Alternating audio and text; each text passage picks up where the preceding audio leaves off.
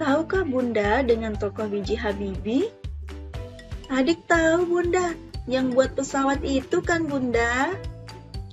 Wah, hebat anak Bunda ya. Betul sekali sayang. Mau tahu biografinya gimana? Biografi?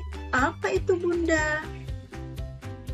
Biografi itu tentang riwayat tokoh, termasuk kepada jenis teks non-fiksi. Apalagi teks non-fiksi itu Bunda? Nah, ayo kita pelajari tentang teks non-fiksi. Halo, Ana akan menemani Antum belajar di kelas tematik. Tujuan pembelajaran kali ini, yang pertama, agar siswa mampu mengetahui pengertian teks non-fiksi. Yang kedua, agar siswa mampu mengidentifikasi jenis paragraf. Teks non-fiksi adalah teks yang berisi informasi berdasarkan kenyataan, fakta, dan masuk akal bagi pembaca. Apa ya contohnya? Ayo kita lihat contohnya. Yang pertama, esai. Yang kedua, biografi. Yang ketiga, teks jurnalisme. Yang keempat, karya ilmiah, dan lain sebagainya. Dalam teks non-fiksi terdapat gagasan pokok atau kalimat topik, terkandung dalam sebuah paragraf. Letak gagasan pokok dibedakan berdasarkan jenis paragraf. Apa saja ya jenis paragraf? Yang pertama, paragraf deduktif. Adalah paragraf yang gagasan pokoknya berada di awal paragraf. Yang kedua, paragraf induktif. Adalah paragraf yang gagasan pokoknya berada di akhir paragraf. Bagaimana ya contohnya? Ayo kita lihat contohnya. Paragraf deduktif. Belakangan ini, kegiatan belajar mengajar bisa dilakukan secara online tanpa perlu tatap muka.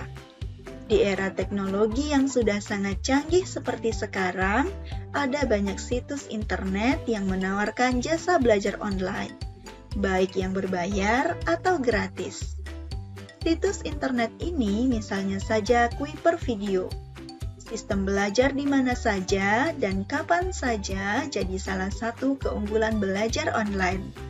Kamu pun bisa memilih mata pelajaran apa saja, sesuai yang hendak dipelajari saat itu, mulai dari matematika sampai bahasa Indonesia. Nah, teman-teman, dari paragraf yang satu ini, bisa kita lihat bahwa membahas tentang kegiatan belajar mengajar online tanpa perlu tatap muka. Maka gagasan pokok paragraf ini terdapat di awal paragraf. Sehingga jenis paragraf ini termasuk pada jenis paragraf deduktif. Lalu, bagaimana ya contoh paragraf induktif? Paragraf induktif. Apapun jika dilakukan secara berlebihan, bukanlah hal yang baik. Sama halnya seperti mengonsumsi makanan.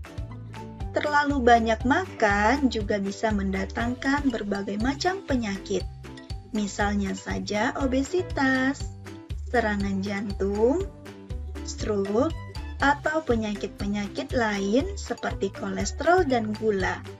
Untuk itu, makanlah sesuai dengan kebutuhan tubuh demi menjaga kesehatan jangka panjang. Nah, teman-teman, jelas sekali ya bahwa paragraf ini membahas tentang makanlah yang sesuai dengan kebutuhan tubuh kita. Sehingga, gagasan pokok paragraf ini terdapat di akhir paragraf. Maka, jenis paragraf ini adalah jenis paragraf induktif. Bagaimana teman-teman? Mudah kan menentukan jenis paragraf?